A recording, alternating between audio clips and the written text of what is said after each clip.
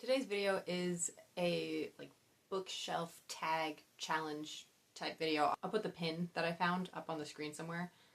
But I don't know, I'm looking for new video ideas and I think this is a good one. So I'm going to get into that. So the first book is supposed to be a book that I enjoyed reading, but I didn't expect to enjoy. And I had a hard time thinking of something for this one because I don't really pick up a lot of books that I don't think I'm going to enjoy, or I don't know, or I've gotten rid of a lot recently that, I didn't think I was going to enjoy and I didn't, and whatever. Usually it's the other way around where I think I'm going to really like it and then I don't, which we'll kind of get to later on this list. But yeah, so I had a hard time thinking of this one and then it hit me. I was like, oh my gosh, Jane Eyre. Which this is a secondhand copy. Poor thing is falling apart. But I thought I was going to absolutely hate this book. I watched Wuthering Heights with my sister when she was taking some, college English comp class and had to read Wuthering Heights. So she made me watch the movie. I really, really hated it. I had no desire to read anything by any of the Bronte sisters. Yeah, just have had no desire to read any of their books. Even though my sisters recommended several of them. I'm just like, nope, don't want to do it. Hated Wuthering Heights.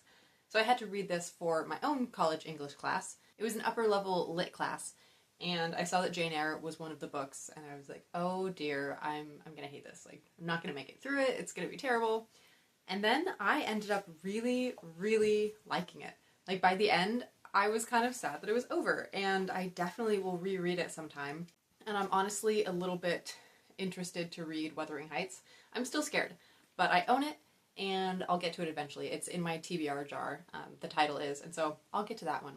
But yeah, this is a book that I did not expect to like, and I really did. It's a classic that I would recommend for sure. And even if, if you've heard bad things about it or you didn't like one of the other Bronte sister books, I still would say give Jane Eyre a try. Maybe it's kind of slow. I don't know. It's a Victorian novel. They're all kind of slow, but it was charming in a way that I didn't expect. So next is a novel or a book that I will always recommend.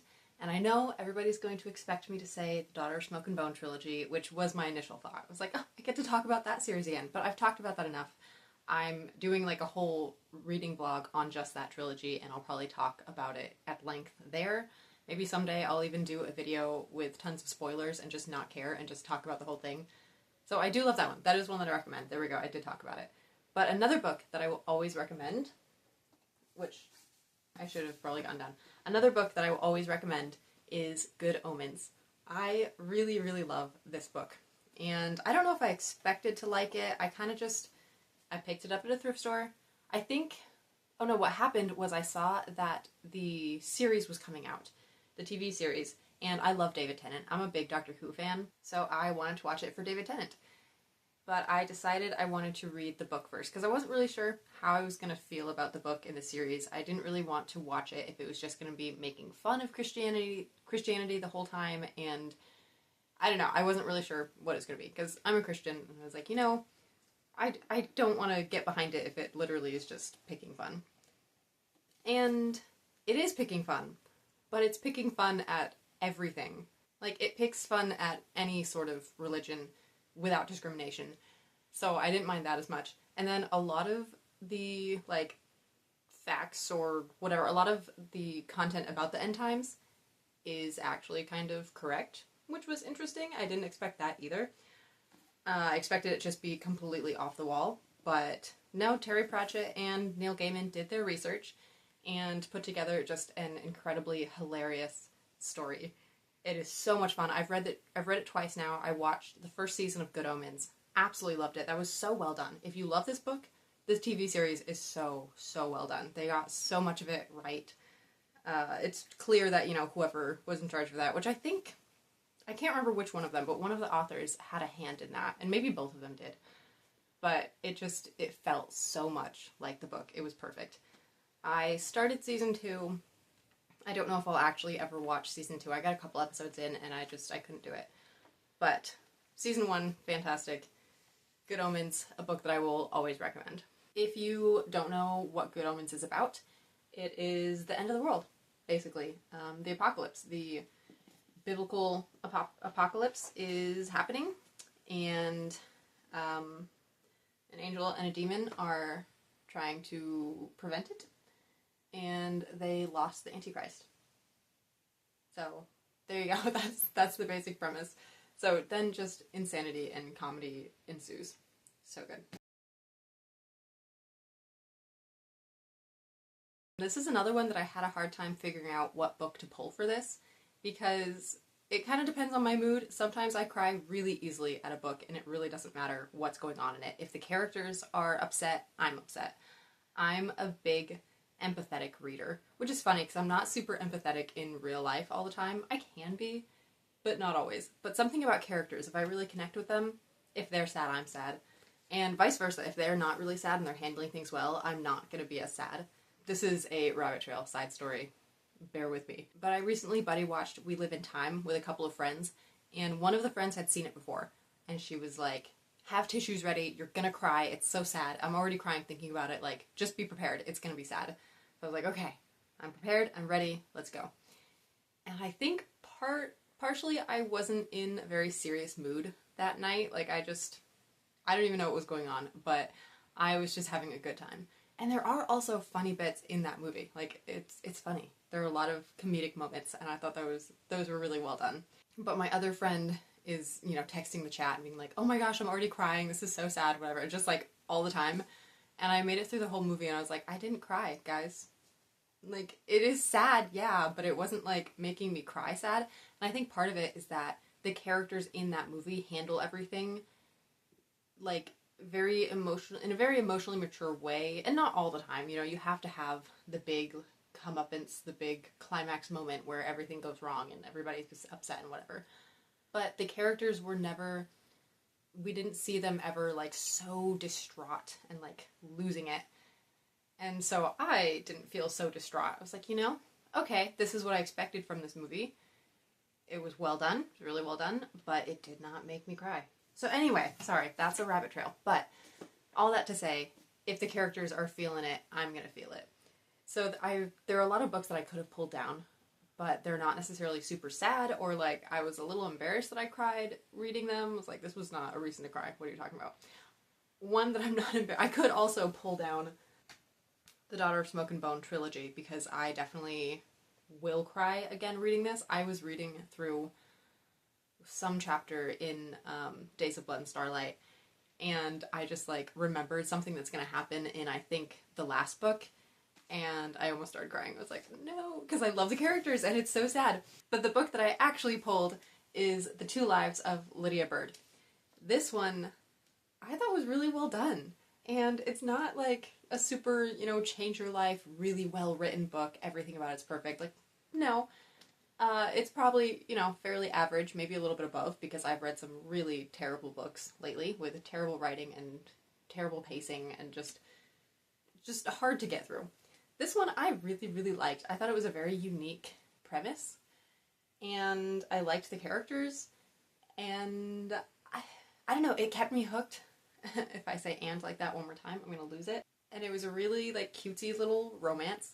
And by the end of it, I was crying. So, not like sobbing wrecked my life, but I definitely was crying by the end. And I had to go to work, and I had like a couple pages left. I had a couple chapters left maybe, and I thought I could finish it before work, and I ended up almost being late because I could not put it down. And I was like, I can't leave with just 5 pages left. And could I have read it at work? Yes. I had a lot of downtime at that job. I worked at a Dairy Queen, so in between customers, there's not a whole lot to do. Like, we would clean everything and refill everything, and then you're just sitting there waiting for customers. And it's a small town, and so, if I go into work at like 2, you have a few people who show up for ice cream, but then everybody comes after dinner. So anyway, I had a lot of time to read, and I could have just brought this, but I didn't want to take a break to go to work and get ready and everything, and then have to finish it. I was like, I'm just going to finish it now. But I definitely was in tears, and was like, now I have to go to work, and I'm crying. So, this is one that made me cry. Very good. I do recommend it, especially if you like romance, but you want like a really cutesy little romance with some feeling in it. Like, there's definitely, it's sad. But cool premise. I don't really want to give too much away. I hate spoilers to the point that I probably make other people mad because I won't give spoilers at all. Speaking of Dairy Queen, I did read it at work because this is a flyer from work that's in my book. Okay, so this one, poor Lydia. Lydia and Freddie are, the perfect couple, perfect pair, love each other. They're the it couple, basically. But then something happens to Freddie, and it's just Lydia, and she's learning how to cope with that and deal with that, and through that, she ends up having these two lives, where in one of them, it's her normal life without Freddie, and in the other one, Freddie's there. And she's navigating that. And it's just, I don't know, it's a book on grief. And I haven't lost anybody super, super close to me. I have lost some family members lately. But at the time, I hadn't really lost anybody. So maybe it doesn't handle grief the way that people think it should. I don't know. I don't remember, and I don't remember feeling like it was not tactful or anything. I just thought it was well done. So there you go.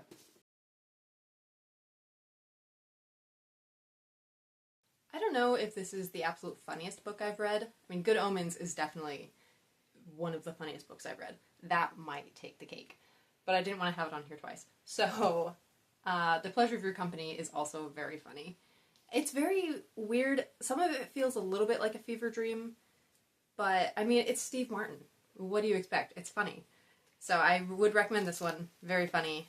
This guy who has, severe OCD, has a very hard time functioning, but he is in love with this woman and is trying to win her over, and then also is just trying to get out of his comfort zone and live his life a little bit more, and he ends up taking this journey with her, and it's just funny. It's really funny, and I thought it was also very well done. So props to Steve Martin. Great book. Would recommend this one also. But yeah, here's a funny book that I've read. This is a hard one for me because I don't DNF books. It's a bit of a fatal flaw for me as a reader because I probably could read a lot more books if I would DNF the ones that I'm not enjoying so much. Like right now, I should probably stop reading The Rescue. I'm so over it. It has taken me so long to get through it. And it's just a simple romance story, but it is so slow. And I've read other Nicholas Sparks books and I've really enjoyed them. I think I've only read 2 others, to be honest. But I really liked them. I thought they were, they're a little bit slow because they're just romance, literally just romance. But I liked them, so I was giving The Rescue a try, and I just cannot get through it. So I should DNF that one. So I don't DNF to a fault. But I have on 2 occasions that I can remember. And maybe, I'm sure when I was younger, I DNF'd a lot of books. I didn't read a lot as a kid. I did not like reading. I read The Magic Tree House, and that was it, honestly. That was pretty much all that I enjoyed reading until I discovered Robert Louis Stevenson, and I read Treasure Island and loved that. And then I started reading a bunch of Robert Louis Stevenson, and then I branched out from there, and now I love reading. So I'm sure that there were a lot of others that I just didn't finish when I was a kid. But the only 2 that come to mind since I've been keeping track of my reading and since I've been an adult are 1, Johnny Depp, A Kind of Illusion, but I DNF'd that, and it's not because I don't love Johnny Depp. I do. Anybody who knows me knows that. I love Johnny Depp, and I was very excited to read a biography about him. I've read a couple other biographies, I've read a bunch of memoirs, I was excited, I thought this would be really fun, but this book was just so poorly written, I couldn't do it. And it's nonfiction. I feel like it shouldn't be that hard to just write about somebody's life in a way that is semi-engaging and fun. There was nothing fun about this book, there was nothing engaging about it. It was one of those boring biographies like you had to read as a child about George Washington or whatever. You don't have to read this biography that is literally just the history of a person. Nothing fun about it. So I DNF'd that one finally. I was going to try and just get through it, but after 5 years of only reading 100 pages, I gave it up. So I got rid of that one. I don't have it anymore. I'll get another Johnny Depp biography at some point, or maybe he'll write a memoir. That would be awesome. I want a memoir by Johnny Depp. But yeah, so that's the first one that I DNF'd. And then recently I DNF'd another book after 5 or 10 pages. And that was The Emperor and the Endless Palace. That was one that I picked up just because I was trying to complete some of the Goodreads challenges. And I don't remember what challenge this book was for. It might have been an emerging author or I don't know. I don't remember honestly what it was for. But I thought it was a really pretty cover and the story actually was pretty cool. I thought it had a cool premise. Could I tell you what that was now? I guess these two soulmates basically find each other in every life, and I was like, okay, I haven't read a book like that, so I know that that's like not an uncommon trope, but I thought it'd be really fun. I was excited. I got like 5 or 10 pages into it, and I couldn't do it. My conscience would not let me. You know, I'm not opposed to some romance in my books, for sure, but this one, it just came out of nowhere. There was nothing romantic about what was happening. It was honestly giving assault, and literally just came out of nowhere. No warning, no lead up, no build up, no anything. Just in your face. And I was like, no thank you. This is how your book is starting? This is not for me. So I DNF'd that one. Will not be reading it. Can't say anything about the writing or the plot or the characters because I gave up very shortly into it. So that is a book that I DNF'd. And last on this challenge is a book that didn't live up to the hype, which I have a couple for this. I'm trying to remember what the third one was that I was thinking of, but I'll find it. So I'm going to first go to one that maybe wasn't hyped as much as I thought it was, but I was very, very excited for it. And I thought I had seen a lot of hype on like Bookstagram and Book Talk and whatever. Like I thought it had been hyped up a lot, and then it didn't live up to the hype. And that would be Lore. I was so excited for this book. I love Greek mythology. That's the other thing that I would read as a kid. Any sort of Greek myths I could get my hands on. I love them. So I was very excited for Lore. I actually got my mom to buy this in trade for me doing some housework for her, which like I do anyways, but sometimes she feels like, you know, since I'm an adult or whatever, she's like, oh, well, you shouldn't have to do the housework. I don't understand. I don't mind doing it. Whatever, I usually don't let her pay me, but I said, you know what, I think it was like washing the walls, and she was like, well, this is not normal housework, this is like spring cleaning, deep cleaning, so I want to do something for you, and I said, okay, you can buy me this book that's on sale for $10 right now, because I never buy brand new books. I always get them at thrift stores or secondhand stores or something. I never buy new books, but I wanted this one, and I wanted to read it, so she got it for me. Anyway, did not live up to the hype. I just remember being very disappointed, not fully understanding what was going on, and not connecting with any of the characters. So, should I keep it? Probably not. But I still like the cover a lot, and I kind of want to give it another go and just see what exactly I didn't like about it. Like, actually care this time and go in depth and just, I don't know, be intentional in my reading of it. But yeah, this one I didn't think lived up to the hype. But I have a couple more. I also didn't think that Darling Girl lived up to the hype. And maybe that's just because I'm such a big Peter Pan fan and I kind of hated how evil he was. But that's not my main problem with it. I mean, I was going to write a book I was going to co-author a story where Peter Pan is the bad guy. And also, I love Peter Pan in Once Upon a Time, and he's the bad guy. So, it wasn't that. I don't know exactly what it was. There were some, like, really creepy parts in this book that I was not expecting, that I felt were kind of overkill for making Peter Pan evil. The author really said, how bad can we make him? Make him worse. And I felt like some of those scenes were unnecessary. I don't know. I thought the premise was really cool. I still think parts of it are very cool. But overall, I just thought it was overhyped. Everybody acted like it was the greatest book to come out that year. Like, the greatest Peter Pan retelling of all time. And I was not so captivated with it. I think I also didn't like the ending, but I couldn't tell you how it ended. Honestly, no idea how it ended. I'm also confusing it a little bit with Shadow, because this is another one where, if I remember correctly, Peter Pan is evil or semi-evil, or I don't know, he's somehow an anti-hero, if I remember correctly. So I am confusing the plots of these two a little bit, because now they're becoming similar in my mind. But yeah, this one did not live up to the hype, in my opinion. And the last book that, in my opinion, did not live up to the hype is a highly controversial one. And I'm gonna wait a minute to reveal it. I'm gonna just talk for a minute. This is one of my professor's favorite books.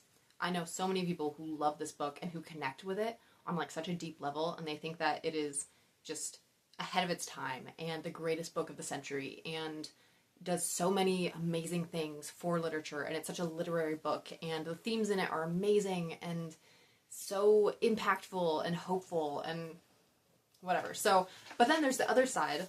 People either love or hate this book. So I know all those people who love it. I know a bunch of people also who hate it. I don't think I've met anybody who is just indifferent to this book or just kind of liked it but like didn't love it. No, people are on either side of the tracks. Completely separate on this.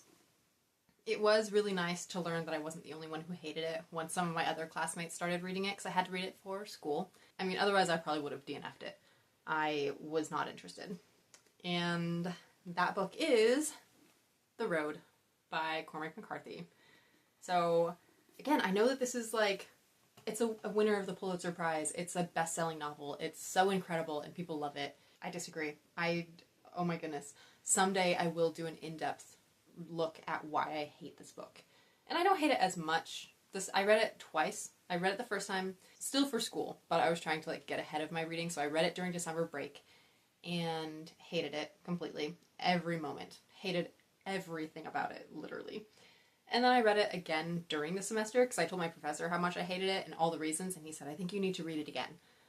So I said, okay, I'll read it again. And I'm stubborn to a fault, so part of me just didn't want to like it when I read it the second time, but I also still did not like it. Like, I didn't hate it quite as strongly, but I still hate it. And I won't get into that right now because I really do want to do just like a rant about this book. I think that'd be so much fun. I have solid reasons for why I don't like it and why I think it's not a good book. But I'll save that for another time.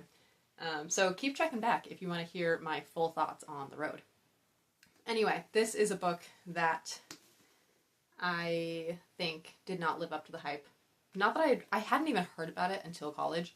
And then since then, I've heard so much about it and so many people talking about it and loving it and whatever. I don't know. I think it didn't live up to the hype. And that's it for this video. I honestly thought that this was going to be shorter, but I should know by now that I can ramble better than anybody else probably. It kind of makes me think of the caucus race from Alice in Wonderland. Or maybe it's Through the Looking Glass. I don't really know which one has which content in it. The original books and like the original old movies. The creepy ones that I hated as a kid. But I was in an Alice in Wonderland play, and I just remember the caucus race. Anyway, that's what the rambling makes me think of. There you go. So, that's this video.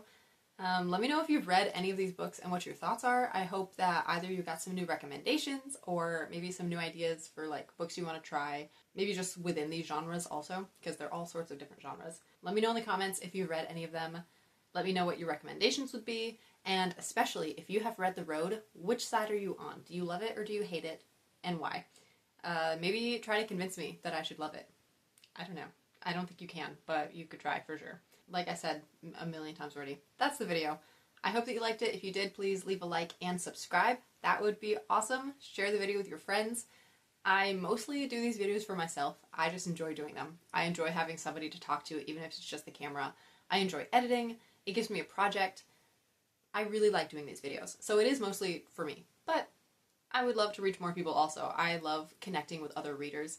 I had a comment on a recent video of somebody who said, like, she found my channel through my Tarzan review and was so excited to find somebody who read books like her. And I feel so bad that that video was like 5 or 6 years ago and I just disappeared for 4 years and I haven't been reading or doing reviews. So I'm going to be doing more reviews also because I think people do enjoy those. I hope they do. I enjoy doing them, and I know that it can be hard to find good reviews on YouTube sometimes, especially for the more obscure books. So I like doing obscure books, not just all the like really popular book talky ones. So anyway, so I do enjoy doing these videos for me, but I also am doing them for you. So if there are videos that you want to see, let me know in the comments what kind of videos you want, or if there are books that you want me to read, let me know. It might take me a while to get to any recommendations because I am currently on like the biggest book buying ban of my life, which I'm always on a book buying ban. I buy so many, or I have in the past, just like bought so many books without reading them. And so for the past, 6 years, I've been a little bit more mindful of the books that I'm buying, but I'm currently trying to read through my entire physical TBR, which has so many books on it. If you want to know how many, I have another video of that on my channel where I go through all of the books on my physical TBR and count them all and just show you all of them. So I'm going to be working through that for the foreseeable future. But still, I will take book recommendations for when I finally am allowing myself to read books again. And the top of my list is Cell by Stephen King, because that is what this commenter recommended, because I asked for Stephen King recommendations. She said, this one's great, it has zombies in it, which I haven't read a zombie book, and I'm kind of really curious, and I love Stephen King, so I say I love Stephen King. I've read 2 novels and a couple short stories by him, but I've loved what I've read so far. Anyway, so still leave book recommendations, even if I don't get to them for a while. That's okay. Also, video recommendations, like, do you want a plant tour? I have so many plants now. Do you want an actual bookshelf tour? I don't know when I would be able to do that because I'm still trying to build bookshelves and place all my books nice places. But I could still do a bookshelf tour if people want that. Send me book tags, you know, like the one that I did today. I'm going to do like a this or that video also, where it's like paperback or hardback, tea or coffee, whatever. So I'm trying to be a little bit more creative. So yeah, so stay tuned and share with your friends. And I'm going to stop rambling and get out of here so my family can like get on with their life. Someday I'll figure out an actual outro. I think if I had a solid outro, I would not ramble as much, but I never know how to end my videos because I don't have an outro anymore. I'm already doing cold opens. I can't do cold endings also. But yeah, that's the video. Thanks for watching, and I will catch you in the next one. Bye-bye.